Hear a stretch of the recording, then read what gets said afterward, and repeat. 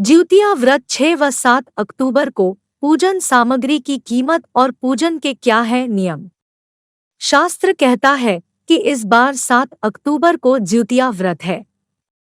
वे बताते हैं कि 6 अक्टूबर की सुबह 9:34 तक सप्तमी तिथि है। इसके बाद अष्टमी शुरू हो रही है। इस तरह अष्टमी उद्यात तिथि में प्राप्त नहीं हो रही। उद्यात तिथि में अष्टमी मिलने से ही व्रत करना चाहिए। 3 दिनों तक चलने वाला संतान कामना का पर्व जीवित पुत्रिका यानी ज्यूतिया को लेकर असमंजस की स्थिति है। मिथिला पंचांग में 6 अक्टूबर को व्रत है, जबकि भोजपुरी क्षेत्र की महिलाएं 7 अक्टूबर को व्रत करेंगी। व्रत का प्रथम संयम नहाय खाए गुरुवार 5 अक्टूबर को है। 5 अक्टूबर की मध्य रात्रि के बाद और गुरुवार 6 अक्टूबर को सूर्योदय से पूर्व व्रत के निमित्त ओठगन सरघी किया जा सकता है। वैसे ओठगन 6 अक्टूबर के तड़के 4:10 से सुबह 5:30 बजे के बीच कर लेना चाहिए।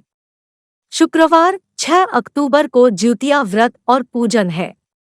पूजन के लिए शुभ मुहूर्त दिवा 11:10 से दोपहर 1:01 बजे तक और दोपहर 3:59 से संध्या 5:26 बजे तक है। व्रत का पारण शनिवार 7 अक्टूबर को होगा।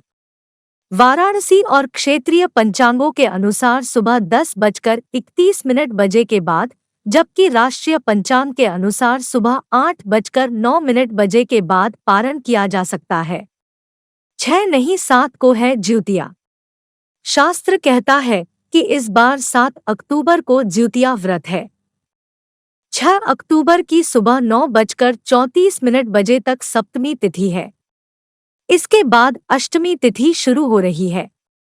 इस तरह अष्टमी उद्यात तिथि में प्राप्त नहीं हो रही, जबकि उद्यात तिथि में अष्टमी मिलने से ही व्रत करना चाहिए। शास्त्र कहता है कि सप्तमी रहित अष्टमी तिथि में व्रत करना चाहिए। वे बताते हैं कि 7 अक्टूबर को सुबह 10:32 बजे तक अष्टमी तिथि है, जो उद्यात तिथि में मिल रहा है।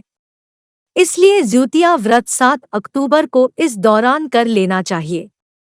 ज्योतिषाचार्य पाठक यह भी बताते हैं कि सप्तमी में सूर्योदय के बाद प्रदोष पड़ रहा है, यानी चंद्रोदय में अष्टमी तिथि हो रही है, जो शास्त्र के अनुसार ठीक नहीं है।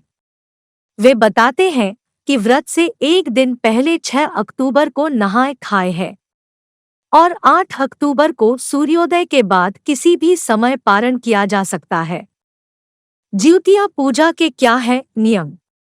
नहाय खाए को स्नानादि के बाद अपने आराध्य और कुल देवी देवता को कुलाचार विधि से बनाए भोजन जैसे मड़ुआ आटे की रोटी, सतपुतिया की सब्जी, नोनी साग, कंदा, खीरा आदि अर्पण करना चाहिए। उसके बाद उसे स्वयं ग्रहण करना चाहिए। मगध और मिथिला के कुछ एक क्षेत्रों में मड़ुआ रोटी के साथ छोटी मछली खाने की परंपरा है। ओठगन के निमित्त व्रती उजाला होने से पूर्व कुलाचार विधि से विभिन्न प्रकार के पकवान खीर, दही चूड़ा, खीरा आदि ग्रहण करती है। इसके बाद अच्छी तरह मुंह धोने के बाद निर्जला व्रत शुरू हो जाता है। व्रत रखते हुए दिन में स्नान के बाद पूजा और कथा वाचन अथवा श्रवण करना चाहिए। कुश से जितवाहन देव बनाकर पूजा जाता है। पूजन स्थान पर ज्यूतिया रखा जाता है, जिसे संतान में सटा पर उसे व्रती ग्रहण करती है। अष्टमी तिथि बीतने के बाद पारण करना चाहिए।